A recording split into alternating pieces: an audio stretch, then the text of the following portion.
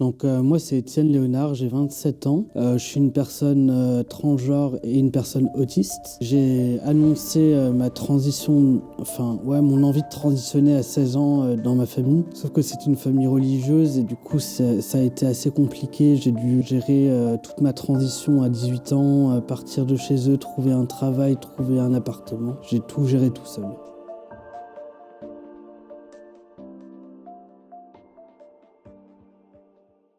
Mon premier coming out trans, je l'ai fait à 16 ans. Ma famille n'a pas entendu, ils ont fait comme s'ils n'avaient pas entendu. Ils m'appelaient toujours par mon ancien prénom, mon dead name. Et ça, je leur en avais beaucoup voulu à l'époque. J'ai refait un coming out à 18 ans et du coup, là, ils m'ont dit « D'accord, mais ça sera pas sous notre toit ». J'ai d'abord trouvé un psychiatre qui n'y connaissait rien à la transition et qui me posait des questions qui n'avaient pas de rapport avec la transition. Mais il fallait 2 ans de suivi psychiatrique pour obtenir le droit aux hormones, donc je l'ai fait.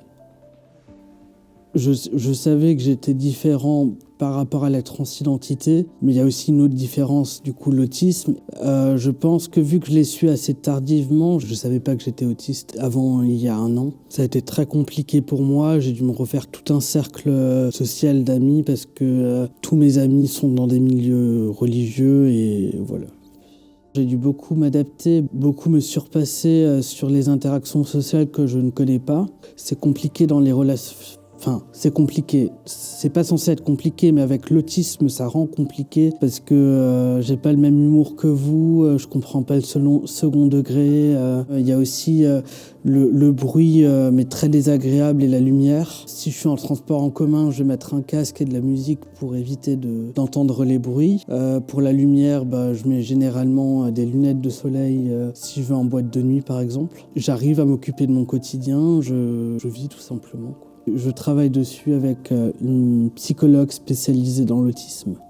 Et je pense que maintenant, je sais aussi un peu prévenir avant d'être ami avec quelqu'un, de dire moi, tu sais, je fonctionne autrement, je suis autiste. Comment s'adapter à moi par rapport à mes réactions. Alors qu'avant, vu que je ne savais pas que j'étais autiste, je ne pouvais pas dire attention, là j'agis comme ça, il faut agir comme ça, ou donner des conseils, quoi. Si je suis en face de vous aujourd'hui, j'aimerais bien sensibiliser à la cause des personnes transgenres. Si vous avez des personnes transgenres qui galèrent autour de vous, aidez-les, ne les laissez pas comme ça. Ça peut être dramatique et il y a quand même un taux de suicide assez important dans la communauté LGBT.